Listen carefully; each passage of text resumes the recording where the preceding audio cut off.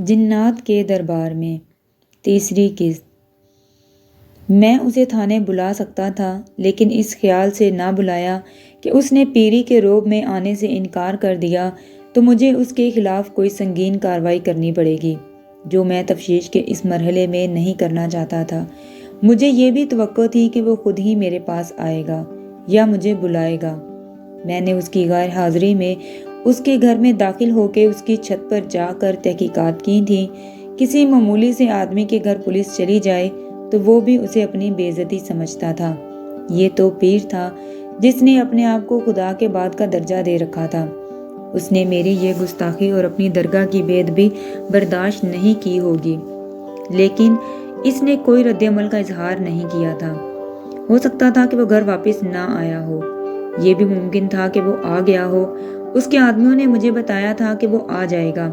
رد عمل کا اظہار نہ کرنے کی اصل وجہ یہ تھی اس کے جس خاص آدمی نے مجھے نیلی آنکھوں والی لڑکی کا راز بتایا تھا، اس کے ساتھ میں نے خاص قسم کی باتیں کی تھیں جو اس آدمی نے پیر کو بتا دی ہوں گی۔ اس آدمی نے پیر کو مشورہ دیا ہوگا کہ وہ دبک کے بیٹھا رہے۔ صبح ابھی بری طرح روشن نہیں ہوئی تھی جب میں موقع واردات کو روانہ ہو گیا۔ میں نے کانسٹیبلوں کی کچھ نفری ساتھ لی تھی۔ نفری نصف رائفلوں سے مسلح تھی۔ عثمان 3 کانسٹیبل ساتھ لے کر نیلی آنکھوں والی لڑکی کے گھر روانہ ہوا۔ اسے لڑکی کے ماں باپ کو تھانے لانا اور لڑکی کا سراغ بھی لگانا تھا۔ میں اشرف علی کی رہنمائی میں کھوجی کے قتل کی جگہ پہنچا۔ میں بتا چکا ہوں کہ یہ جگہ گھات اور قتل کے لیے موزوں تھی۔ کانسٹیبل اشرف علی نے مجھے یقین دلایا تھا کہ کھوجی کی لاش وہاں نہیں ہوگی، لیکن لاش وہاں پڑی تھی۔ اگر مجھے معلوم نہ ہوتا کہ یہاں کھوجی قتل ہوا ہے تو میں کبھی نہیں مانتا کہ یہ رام کھوجی کی ہڈیاں ہیں۔ بھیڑیوں، لگڑ بگوں اور گیدڑوں نے سارا گوشت کھا لیا تھا، باقی جو کسر رہ گئی تھی وہ گدھ پوری کر رہے تھے۔ وہاں صرف ہڈیاں تھی، کھوپڑی، سر اور چہرے پر کہیں کہیں کھال کا ٹکڑا نظر آتا تھا۔ آنکھیں کالی نکالی جا چکی تھیں اور جوتی، پگڑی اور کپڑوں کے ٹکڑوں سے شناخت کیا گیا کہ یہ رام کھوجی کی لاش ہے۔ راما نیک انسان تھا، اپنے فن کا ماہر تھا، دیانتدار اتنا کہ 2 بار مجرموں نے اسے رشوت دینے کی کوشش کی اور کہا تھا کہ وہ پولیس کو گمراہ کرے۔ یہ رشوت اس رقم سے کہیں زیادہ تھی جو اسے پولیس سے ملتی تھی، لیکن اس نے رشوت قبول نہیں کی تھی۔ یہ اس وقت کی 2 وارداتیں تھیں جب میں تھانے میں نہیں آیا تھا۔ ایسے آدمی کا یہ انجام دیکھ کر میرے آنسو نکل آئے۔ تھانے دار جذباتی نہیں ہوا کرتے، مگر میں جذباتی ہو گیا اور اشرف علی سے کہا، شرفو تم بھی اس کے ساتھ مر جاتے، اس کا ساتھ نہ چھوڑتے۔ اشرف علی سے کہا کہ وہ جگہ بتائے جہاں کھوجی بیٹھا تھا اور جہاں وہ خود تھا۔ اس نے رات کو سنائی ہوئی کہانی پھر سنائی اور مختلف جگہیں دکھائیں۔ میں نے اس کے بھاگنے کا رستہ بھی دیکھا۔ وہ جس گاؤں میں چلا گیا تھا وہ موقع واردات سے 1.5 میل دور تھا۔ رام کھوجی کی ہڈیاں اکٹھی کروائیں۔ اس کے 2 بیٹے اور بیوی اطلاع ملنے پر وہاں آ گئے تھے۔ ان کا رونا میری برداشت سے باہر ہوا جا رہا تھا۔ جب اس کا چھوٹا بیٹا جس کی عمر 11-12 سال تھی روتا اور مجھے کہتا تھا، یہ میرے باپو کی ہڈیاں نہیں، میرا باپو زندہ ہے، کہاں ہے میرا باپو، تو میرے لیے برداشت کرنا مشکل ہو جاتا۔ کھوج کے فن کے لحاظ سے رامے کو میں بھی اپنا باپو سمجھا کرتا تھا۔ میں نے ہڈیاں اکٹھی کروا کے ضروری کارروائی کی، گواہوں کے انگوٹھے لگوائے اور ہڈیاں اسپتال بھجوا دیں، جو 12 میل دور ایک قصبے میں تھا۔ میں زیادہ ہی جذباتی ہو گیا۔ اس ذہنی حالت میں فوراً نہ دیکھ سکا کہ وہاں خون کا ذرہ سا بھی نشان نہیں تھا۔ میں نے اشرف علی سے کہا کہ یہاں خون نہیں ہے۔ اس نے جواب دیا کہ انہوں نے مقتول کو ڈنڈوں سے مارا ہے اور کوئی تیز دھار ہتھیار استعمال نہیں کیا۔ لاش کی چونکہ ہڈیاں ہی رہ گئی تھیں، اس لیے یہ دیکھنا ناممکن تھا کہ رامے کے جسم پر کتنی ضربیں لگی ہیں۔ ڈنڈے کی ضرب سے عموماً خون نہیں نکلتا۔ کنپٹی پر ایک ڈنڈا طاقتور انسان کے ہاتھ سے لگ جائے تو دوبارہ انسان مر ہی جاتا ہے۔ اب مجھے ڈاکٹر کی رپورٹ کا انتظار تھا اور پیر حکیم صاحب کو بھی گھیرنا تھا۔ گھوڑی کی چوری کی معمولی سی واردات پیچیدہ ہو گئی تھی۔ وہاں سے پیر حکیم صاحب کا گاؤں 2-2.5 میل دور تھا۔ سوچا کہ پیر سے ملتا چلوں۔ پیر کے ہاں جانے کا ارادہ اس خیال سے بدل دیا کہ لڑکی کے والدین سے اس کے متعلق یا اس کے خلاف مواد اکٹھا کر لوں۔ میں تھانے گیا۔ عثمان انہیں لے آیا تھا۔ عثمان نے مجھے بتایا کہ ان دونوں کو معلوم نہیں لڑکی کہاں ہے۔ یہ اسے پیر کے گھر چھوڑ آئے تھے اس لڑکی کو یہ اپنی بیٹی کہتے ہیں۔ عثمان نے گاؤں سے یہ بھی معلوم کر لیا تھا کہ لڑکی کیسی ہے۔ اسے بتایا گیا کہ بہت خوبصورت لڑکی ہے اور اتنی ہی شیطان اور دلیر۔ عثمان نے جن 3-4 آدمیوں سے لڑکی کے متعلق پوچھا تھا، ان سب نے کہا تھا کہ وہ لڑکی کے گورے رنگ اور نیلی آنکھوں پر حیران ہیں۔ عثمان کو لڑکی کے متعلق ایک رائے یہ بھی ملی کہ یہ ان میاں بیوی کی اولاد نہیں، انہوں نے یہ لڑکی دودھ پینے کی عمر میں کہیں سے چرائی ہے۔ یہ دونوں اس گاؤں میں اس وقت آ کر آباد ہوئے تھے جب یہ لڑکی 1.5-2 سال کی تھی۔ میں نے ان دونوں کو وقتی دلاسا دیا اور بتایا کہ ان پر کوئی الزام نہیں، ان کی صرف گواہی کی ضرورت ہے۔ میں نے باپ کو اپنے دفتر میں بٹھایا، اس کی بیوی کو باہر بیٹھنے کو کہا۔ اس آدمی کی عمر 40 سال سے اوپر ہو گئی تھی۔ میں نے اسے تسلی تو بہت دی تھی، لیکن تھانے اور پولیس کی دہشت بہت بری ہوتی ہے۔ یہ غریب آدمی تھا، میرے سامنے بیٹھتے ہی اس کے آنسو بہنے لگے۔ پھر بولا، سرکار، پیر حکیم صاحب ٹھیک فرماتے تھے، یہ لڑکی جنات کی نسل سے ہے۔ میں نے سنا ہے لڑکی بہت خوبصورت تھی۔ میں نے کہا، میں تم سے قسم کھا کر وعدہ کرتا ہوں کہ تمہارے خلاف کوئی کارروائی نہیں کی جائے گی۔ مجھے یہ بتا دو کہ یہ لڑکی تمہیں کہاں سے ملی تھی؟ یہ میری اپنی لڑکی ہے حضور۔ اس نے روتے ہوئے ہاتھ جوڑ کر جواب دیا، اسے میری بیوی نے جبل پورہ میں جنم دیا تھا۔ میں خود حیران ہوتا ہوں کہ ایسے رنگ اور آنکھوں والی لڑکی میرے گھر کیسے پیدا ہوئی۔ اس کا چہرہ اپنی ماں جیسا تھا۔ اس کی ماں اب تو محنت مزدوری کی وجہ سے مرجھا گئی ہے۔ جوانی میں اس کے نقش بہت اچھے تھے، لیکن لڑکی کی رنگت نہ میری ہے نہ اپنی ماں کی۔ میرے چند ایک سوالوں کے بعد میرے کہنے پر اس نے جو بیان دیا وہ مختصر اس طرح تھا کہ لڑکی کی عمر ابھی پورے 20 سال نہیں ہوئی تھی۔ اس لڑکی کے بعد اس شخص کے گھر کوئی اولاد نہ ہوئی۔ اسے ایک بیٹے کی خواہش بھی تھی اور ضرورت بھی۔ اس نے پیر حکیم صاحب کی شہرت سن رکھی تھی، لیکن غربت کی وجہ سے درگاہ پر جاتا نہیں تھا۔ نذرانے اور چڑھاوے کے لیے اس کے پاس رقم نہیں تھی۔ واردات سے 3-3.5 مہینے پہلے ایک امیر کبیر آدمی جو گھوڑے پر سوار تھا اس کے گھر آیا۔ اس لڑکی کے متعلق پوچھا کہ یہ تمہاری بیٹی ہے؟ باپ نے بتایا کہ یہ اسی کی بیٹی ہے۔ اس آدمی نے اس سے کہا کہ وہ اس کے گاؤں چلا جائے، جہاں اسے کچھ زمین اور رہنے کو مکان دے دے گا۔ باپ سمجھ گیا کہ اس آدمی کی نظر اس کی بیٹی پر ہے۔ اس نے کہا کہ وہ بٹائی پر کسی کی زمین کاشت کرتا ہے، یہ فصل پک کر اٹھ جائے تو وہ اپنی بیوی اور بیٹی کو لے کر آ جائے گا۔ یہ امیر کبیر آدمی زمیندار تھا جس کی گھوڑی چوری ہو گئی تھی۔ میں مثلاً اس کا نام ظاہر نہیں کر رہا۔ یہ شکار کھیلنے گیا تھا۔ راستے میں اس لڑکی کا گاؤں پڑتا تھا۔ اس نے لڑکی کو گاؤں سے باہر دیکھا تھا۔ یہ زمیندار لڑکی کے باپ کو کچھ رقم دے کر چلا گیا۔ اس کے بعد وہ کئی بار اس غریب آدمی کے گھر گیا، کبھی لڑکی کے کپڑے لے جاتا، کبھی کوئی اور تحفہ لے جاتا۔ لڑکی کا باپ پہلے ہی پریشان تھا۔ لڑکی پر کئی لوگوں کی نظر تھی۔ اتفاق سے لڑکی اتنی ہوشیار اور چالاک تھی کہ کسی کے ہاتھ نہیں آتی تھی۔ اسے بدنام تو کیا جاتا تھا، لیکن کسی کے پاس اس کے چال چلن کا ثبوت نہیں تھا۔ باپ نے بیان دیا کہ زمیندار کی لڑکی کو براہ راست تحفے اور پیسے دینے لگا۔ لڑکی یہ چیزیں اور پیسے لے لیتی تھی۔ پھر لڑکی ایک رات باہر نکلی اور 2-3 گھنٹوں بعد آئی۔ باپ نے پوچھا کہاں رہی؟ اس نے بے رخی سے گول گول سا جواب دیا۔ باپ لڑکی سے کچھ خائف رہتا تھا۔ اس پر یہ خوف غالب تھا کہ لڑکی کسی کے ساتھ گھر سے نہ بھاگ جائے۔ 3-3 4-4 دنوں کے وقفے سے لڑکی 3 بار راتوں کو باہر نکلی اور دیر سے گھر آئی۔ ماں باپ یہ سمجھے کہ زمیندار رات کو آتا ہے اور لڑکی کہیں اس سے ملنے جاتی ہے۔ یہ غریب لوگ اتنے بڑے زمیندار پر اتنا بڑا الزام لگانے سے ڈرتے تھے۔ انہوں نے یہ بھی سوچا کہ اس زمیندار سے کہیں کہ لڑکی کے ساتھ باقاعدہ شادی کر لے، مگر وہ ڈرتے تھے کہ ایسا امیر کبیر آدمی ان غریبوں کی بیٹی کو قبول نہیں کرے گا۔ وہ تو لڑکی کو تفریح کا ذریعہ بنا رہا تھا۔ ایک روز زمیندار ان کے گھر آیا تو ماں نے زمیندار سے کہہ ہی دیا کہ وہ لڑکی سے شادی کر لے۔ زمیندار نے بخوشی منظور کر لیا اور کہا کہ تم لوگ میرے پاس آ جاؤ، میں شادی کر لوں گا۔ اب باپ کے پاس زمیندار کے دیے ہوئے پیسے آ گئے تھے۔ ایک روز وہ اپنی بیوی کے ساتھ پیر حکیم صاحب کے دربار میں داخل ہوا۔ اس کے پاؤں میں نذرانہ رکھا اور عرض کی، سرکار یہ لڑکی جوان ہو گئی ہے، یہ ہماری واحد اولاد ہے، دعا کریں خدا ہمیں اولاد نرینہ دے۔ پیر نے جوان لڑکی کا نام سنا اور تو کہا اسے ساتھ لاؤ، ہم دیکھیں گے کہ اس لڑکی نے اپنے پیچھے اولاد کا دروازہ کیوں بند کر دیا ہے۔ دوسرے روز وہ لڑکی کو پیر کے پاس لے گئے۔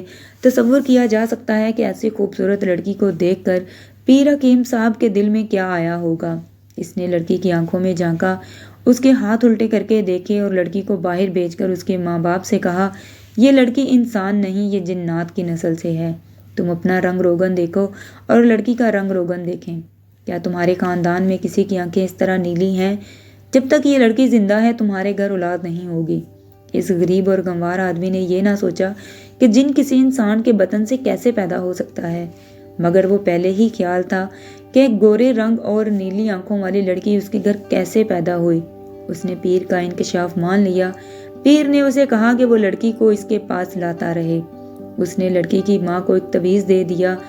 باپ دوسرے دن لڑکی کو پیر کے پاس لے آیا۔ پیر نے لڑکی کو لٹا کر کچھ پڑھا، اس کی آنکھوں میں پھونکیں ماری اور کچھ اوٹ پٹانگ حرکتیں کی اور حکم دیا، کل اسے پھر لے آنا۔ دوسرے دن باپ لڑکی کو لے گیا تو پیر لڑکی کو الگ کمرے میں لے گیا۔ کچھ دیر بعد وہ لڑکی کو باہر لایا۔ لڑکی کا چہرہ سرخ ہو رہا تھا۔ وہ باہر نکل گئی۔ پیر نے لڑکی کے باپ سے کہا کہ یہ شیطان جن ہے، تم اسے کہنا کہ میرے ساتھ آئندہ بدتمیزی نہ کرے، میرا حکم مانے، کل اسے پھر لے آنا۔ باپ باہر نکلا تو لڑکی اس کا انتظار کیے بغیر اپنے گاؤں کو جا رہی تھی۔ باپ دوڑ کر اس سے جا ملا۔ لڑکی اس پر برس پڑی، کہنے لگی کہ وہ آئندہ یہاں نہیں آئے گی۔ اس نے پیر کو بدماش اور لوفر لفنگا کہا۔ باپ کا پسینہ نکل گیا۔ پیر کی بے ادبی کا انجام اسے ڈرانے لگا۔ لڑکی نے باپ سے کہا، اگر مجھے بدچلن بنانا ہے تو کیا یہی آدمی رہ گیا تھا؟ لڑکی نے باپ کو پوری طرح بتایا کہ اس شخص نے اسے پھانسنے کے کیسے کیسے جتن کیے ہیں۔ مجھے کہتا ہے کہ تم ایک جن کی اولاد ہو، میں تمہیں انسان بنا دوں گا۔ اگلے روز لڑکی نے پیر کے پاس جانے سے انکار کر دیا۔ اس سے اگلے روز بھی نہ گئی۔ اس روز زمیندار آ گیا۔ وہ اس گھر میں بیٹھا ہوا تھا کہ پیر حکیم صاحب بنفس نفیس تشریف لے آئے۔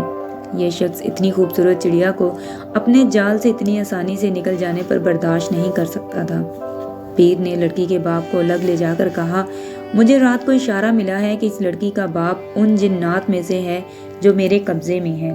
میں نے اسے حاضر کر کے کہا ہے کہ لڑکی سے اپنا قبضہ اٹھا لے تاکہ اس غریب آدمی کے گھر اولاد پیدا ہو۔ یہ جن ابھی نہیں مانا۔ اس نے کہا ہے، میری بیٹی کو اپنے پاس لے آؤ۔ تم غریب اور نادار آدمی ہو، مجھے خدا کا حکم ہے کہ غریبوں کو آفات سے بچائے رکھوں، اور یاد رکھو اس شخص زمیندار کو گھر میں داخل نہ ہونے دیا کرو۔ ناپاک آدمی ہے، یہ اس لڑکی کے لیے یہاں آتا ہے۔ اگر لڑکی اس کی باتوں میں آ گئی تو تمہارا جھونپڑا جل جائے گا اور تمہاری بیوی کی کوکھ ہمیشہ کے لیے ویران ہو جائے گی۔ میرے شہری قارئین اور تعلیم یافتہ حضرات پیر کی ان باتوں کو شاید کسی افسانے کی تحریر سمجھیں۔ میں تو اپنی جوانی کے دور کی بات کر رہا ہوں، جہاں آج بھی دیہات میں چلے جائیں تو آپ کو پیروں کی یہی باتیں سنائی دے گی اور لوگ انہیں برحق مانتے ہیں۔ ایسے دیہات کی کمی نہیں جو ڈاکٹروں اور جدید دوائیوں سے محروم ہیں، وہاں تعویذ اور ٹونے ٹوٹکے چلتے ہیں۔ اگر کسی فوجی کے ہاتھ کوئی انگریزی دوائی چلی جائے تو پیر، شاہ اور امام مسجد اسے شرک قرار دیتے ہیں۔ یہ لوگ ہسٹریا، مرگی اور نمونیا کو بھی شرشرار اور جنات کا قبضہ یا سایہ کہتے ہیں، اور اللہ کے سادہ دل بندے اسے تسلیم کرتے ہیں۔ مجھے جب لڑکی کا باپ پیر کی یہ باتیں سنا رہا تھا تو میں بالکل حیران نہیں ہوا۔ میں آج بھی حیران نہیں ہوتا۔ پیر کی ایسی خوفناک بات سن کر باپ بہت خوفزدہ ہوا تھا۔ پیر لڑکی کے سر اور منہ پر ہاتھ پھیر کر چلا گیا۔ باپ نے زمیندار کو الگ لے جا کر کہا کہ یہ لڑکی اس کی بیٹی نہیں، یہ جن کی اولاد ہے۔ اس نے زمیندار کو یہ بھی بتایا کہ لڑکی اس کی باتوں میں آئی تو نتیجہ کیا ہوگا۔ زمیندار نے لڑکی کے باپ کو بتایا کہ یہ پیر نوسر باز اور بدکار ہے، یہ لڑکی پر قبضہ کرنے کے جتن کر رہا ہے۔ اس نے کہا کہ جن انسان کے بطن سے جنم نہیں لے سکتے۔ باپ بالکل گنوار اور پسماندہ ذہن کا تھا۔ اس نے کانوں پر ہاتھ رکھے اور زمیندار کے آگے ہاتھ جوڑ کر کہا کہ وہ سرکار کی بے ادبی اس کے گھر بیٹھ کر نہ کرے، ورنہ اس غریب کا جھونپڑا جل جائے گا۔ اس کی بیوی کے ہاں کبھی بچہ پیدا نہیں ہوگا۔ زمیندار اسے قائل نہ کر سکا۔ زمیندار کوئی عالم فاضل تو نہیں تھا جو علم کے زور سے اس گنوار آدمی کو اس فریب کار کے پیر کے خلاف قائل کرتا۔ وہ خود فریب کار تھا اور وہ پیر کو رقیب بھی سمجھنے لگا تھا۔ باپ نے مجھے روتے ہوئے بتایا کہ وہ بہت بڑے چکر میں پھنس گیا۔ ایک طرف پیر تھا جس کے ہاتھ میں اس کی قسمت اور جنات تھے، دوسری طرف یہ زمیندار تھا۔ نہ باپ نہ گاؤں کا کوئی اور آدمی یہ کہہ سکتا تھا کہ اس گھر میں ایک جوان لڑکی ہے، اس لیے اس گھر میں نہ آیا کرو۔ دیہاتیوں پر ایسے ہی پیروں، زمینداروں، جگیرداروں اور ملاؤں کی حکومت رہی ہے۔ وہ انگریزوں کی بادشاہی میں بھی بے زبان تھے اور آزاد ہو کر بھی بے زبان ہیں۔ باپ لڑکی سے خوفزدہ رہنے لگا کیونکہ لڑکی جنات کی نسل سے تھی۔ ایک رات لڑکی پھر غائب ہو گئی اور آدھی رات کے بعد آئی۔ نہ ماں کو جرأت ہوئی نہ باپ کو کہ اس سے پوچھتے کہ وہ کہاں چلی گئی تھی۔ اگلے 7 دنوں میں زمیندار بھی ان کے ہاں آتا رہا اور پیر بھی 2 دفعہ آیا۔ لڑکی کا بھی یہ رویہ تھا کہ دونوں کے ساتھ ہنس کر بولتی اور اچھا برتاؤ کرتی، لیکن وہ پیر کے گھر جانے سے صاف انکار کر دیتی۔ ماں اور باپ پیر کے ہاں جاتے تھے۔ ایک روز پیر نے انہیں اس قدر ڈرایا کہ وہ ڈر سے کانپتے گھر آئے۔ دونوں نے لڑکی کی اتنی منت سماجت کی کہ باپ نے لڑکی کے پاؤں چھو کر اسے کہا کہ اس سے شادی ہو جائے گی تو وہ ماں باپ اکیلے رہ جائیں گے۔ پیر دعا کرے گا تو اولاد نرینہ ہوگی جو بڑھاپے کا ساتھ اور سہارا ہے۔ وہ پیر کے ہاں جانے پر رضامند ہو گئی۔ دوسرے روز لڑکی ماں باپ کے ساتھ پیر حکیم صاحب کے پاس گئی۔ پیر نے ماں باپ کے سامنے لڑکی سے کہا، میں شیطان اور بدنیت انسان نہیں ہوں، میں تمہارے وجود میں انسان کی روح ڈالنا چاہتا ہوں، اس سے یہ ہوگا کہ تمہارے ماں باپ کے دن پھر جائیں گے۔ کچھ ایسی ہی اور باتیں تھیں اور پیر کی ادابکاری بھی تھی جس نے لڑکی کو قائل کر لیا۔ وہ پیر کے ساتھ کمرے میں گئی۔ تھوڑی دیر بعد پیر باہر آیا، لڑکی اس کے ساتھ نہیں تھی۔ پیر نے اس کے ماں باپ سے کہا کہ اس نے لڑکی کے باپ کو حاضر کر لیا ہے، وہ لڑکی کی ملکیت سے دستبردار نہیں ہو رہا، تم دونوں گھر چلے جاؤ، چند دن لگیں گے، میں تمہیں خود بلا لوں گا۔ ماں اور باپ خوشی خوشی اپنے گاؤں چلے گئے۔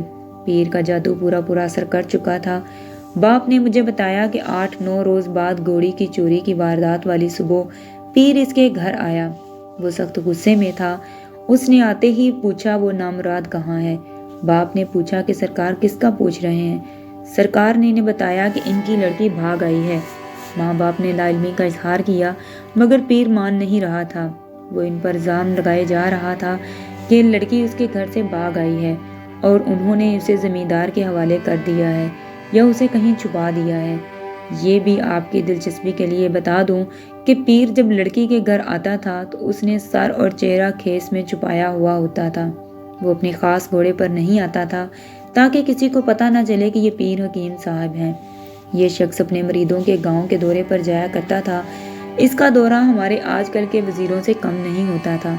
آگے 3-4 سبز جھنڈے، پیچھے پیر کی سواری اور اس کے پیچھے خصوصی مریدوں اور درباریوں کا جلوس ہوتا۔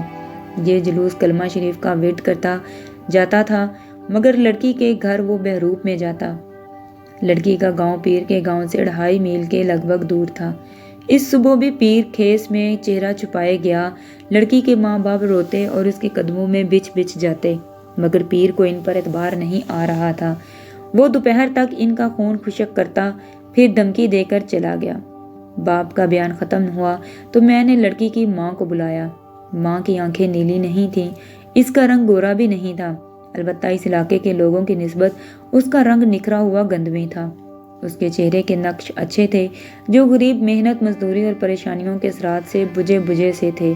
میں نے اس کے رنگ اور نقوش کو یہ مما حل کرنے کے لیے دیکھ رہا تھا کہ گورے رنگ اور نیلی آنکھوں والی بیٹی اس عورت کی ہو سکتی ہے یا نہیں ہو سکتی تھی۔ یہ غریب عورت تھی، بری طرح ڈری ہوئی تھی۔ میں نے بڑی مشکل سے اس کا ڈر دور کیا، اسے اپنی بہن کہا، ہمدردی کا اظہار کیا۔ اس نے زبان کھولی، اس نے بالکل وہی بیان دیا جو اس کا خاوند دے گیا تھا۔ دونوں کے بیانوں میں مجھے معمولی سا بھی اختلاف نظر نہیں آیا۔ میں اس کی حوصلہ افزائی کرتا اور اسے لقمے دیتا جا رہا تھا کہ اس کے دل سے یہ خوف بھی نکالتا گیا کہ اس کے خلاف کوئی کارروائی نہیں کی جائے گی۔ میرے اس رویے سے وہ بے تکلفی سے اور بے خوف ہو کر بیان دینے لگی۔ بیان ختم کرنے تک وہ بالکل ہی بے خوف ہو چکی تھی۔ لوگ کہتے ہیں کہ یہ لڑکی تمہارے بطن سے پیدا نہیں ہوئی۔ میں نے اسے کہا، تمہیں یہ لڑکی کہیں سے ملی تھی یا کسی اور کی بچی تھی جسے تم اٹھا لائی تھی؟ اس کے چہرے کا رنگ صاف طور پر پیلا پڑ گیا۔ وہ ڈر گئی کہ میں اس پر بچی کے اغوا کا الزام عائد کر رہا ہوں۔ اس کے ہونٹ کانپنے لگے۔ اس کی ایسی حالت دیکھ کر مجھے اس پر ترس آ گیا، لیکن میں حقیقت معلوم کرنا چاہتا تھا۔ میں نے کہا، بولو، سچ بتا دو تو میں تمہیں کوئی کارروائی نہیں کروں گا۔ میرے خاوند کو تو نہیں بتائیں گے؟ اس نے پوچھا اور اس کے آنسو بہنے لگے۔ میں مسلمان ہوں، میں نے کہا، اور میں تمہیں بہن کہا ہے، کسی کو نہیں بتاؤں گا۔ یہ میرے دل کی آواز تھی۔ مجھے اس سے کوئی غرض نہیں تھی کہ یہ لڑکی اس کی اپنی ہے یا کہیں سے لائی ہے۔ جاری ہے۔ جی تو دوستو کہانی کا تیسرا حصہ آپ کو کیسا لگا مجھے کمنٹ سیکشن میں ضرور بتائیں۔ ویڈیو کو لائک کریں، شیئر کریں۔ ملتے ہیں ایک نئی ایپیسوڈز کے ساتھ بہت جلد انشاءاللہ۔ اپنا خیال رکھیں، دعا میں مجھے یاد رکھیں۔ اللہ حافظ۔